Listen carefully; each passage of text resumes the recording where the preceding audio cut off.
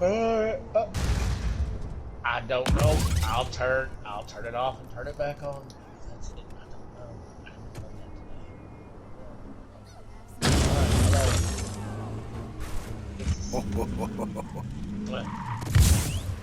Right back.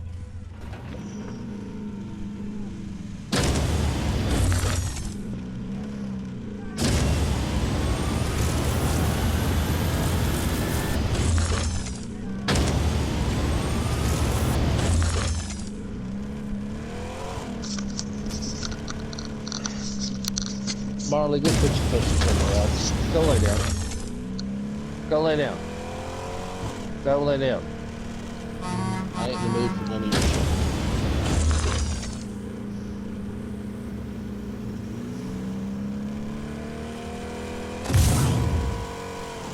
I don't know why my phone's not ringing. Well, it's a deep state. How they're seeing if you're paying attention or not. I mean, hell, the bill's paid, so shit. Oh, You know, 5G, man. I don't know. You connected to the deep state phone.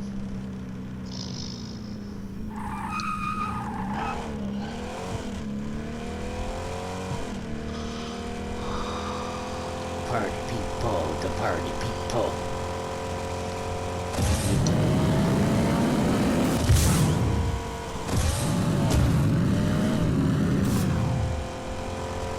There's not really anybody on the highway. This is odd. This is not normal. Can't say them words, sorry.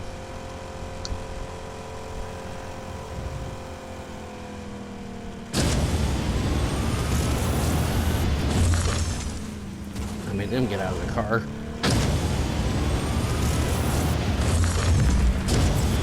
Hi, tank. Oop. You bitch. Are you okay? On our way. No, I'm not okay. I had a tank shoot my pretty truck.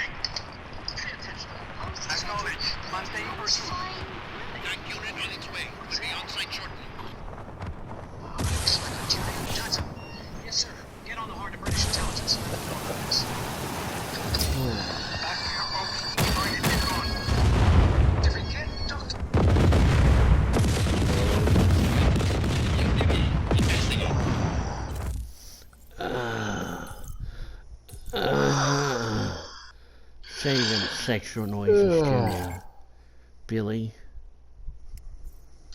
Suspect sues cop and loses. Judge orders suspect to pay the officer's expenses. Why did he lose? What happened? Supplies ordered confirmed. Look out below. Suspect sues cop and loses. Judge orders suspect to pay the officer's expenses. Topeka, Kansas. A federal grand jury cleared a Topeka police officer of wrongdoing amid allegations he used excessive force while arresting a suspect in 2018, resulting in the judge ordering his accuser to pay the officer's legal expenses. The grand jury deliberated for approximately 2.5 hours on June 2nd before determining Topeka police officer Christopher James did not violate 38-year-old Timothy Harris' constitutional rights during the January 23, 2018 arrest at Topeka Capitol Court.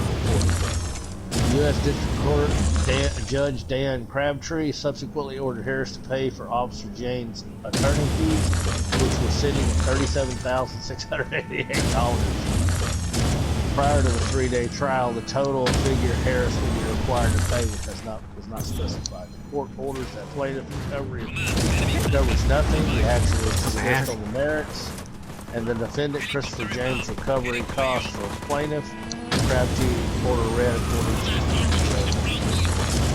it's unknown whether or not Harris plans to appeal the ruling. Harris had sued the officer for $1 million plus his legal expenses, which were listed at $197,120. He originally included the city of Topeka in his lawsuit, alleging the city's training and supervision policies were the moving force behind the behind the alleged constitutional violations. The city of Topeka said in a statement after the verdict was announced. In the course of the litigation, extensive discovery was conducted, including how the city trains officers and supervises the state credit. The plaintiff voluntarily dismissed his claims against the city, and the case went to jury on May 31st, 2022 against James. After a 3-day trial, the jury rendered a verdict in favor of the officer, finding that he did not use excessive force against the plaintiff, the city added. No money was awarded to the plaintiff. The city is pleased with the jury's verdict. The plaintiff has the opportunity to appeal, and as such, the city will not comment further on the matter. Harris's attorney, Ben Stelter Embry, said he and his client were disappointed by the verdict. Obviously, we're disappointed, but the jury, in its wisdom, didn't agree with our side of what happened. That's the judicial system, and it did what it's supposed to do. The encounter between Harris and Officer James began after police received a complaint from Harris's ex-girlfriend that he had stolen property from her. Officer James had discovered Harris had an outstanding arrest warrant for violating the conditions of probation.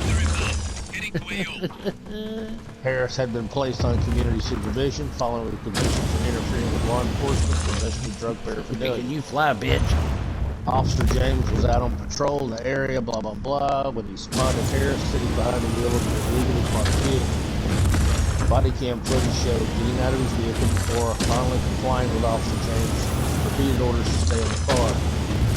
Officer James explained to Harris that he was being detained, at which point Harris took off his jacket, threw down his lit cigarette, and again got out of the car.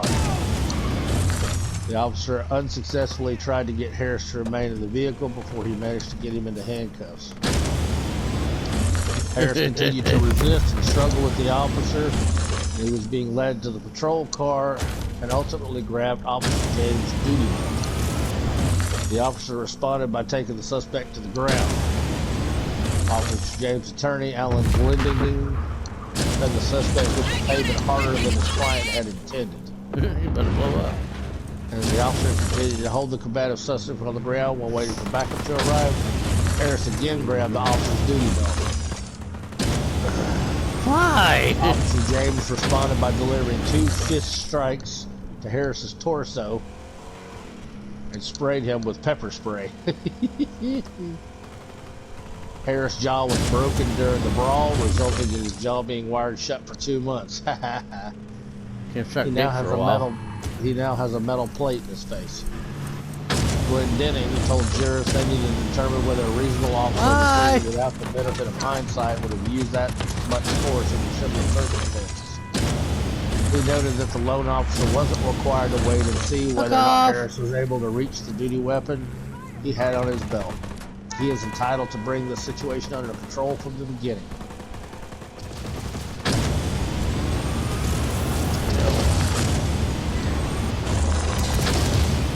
Attacker pretending to be a patient stabs 3 medical professionals at California hospital.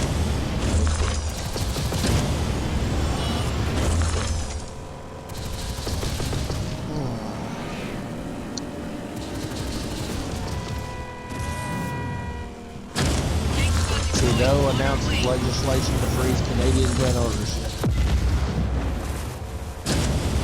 Ottawa, Ontario, Canada. Canadian Prime Minister Justin Trudeau is pushing new legislation aimed at placing a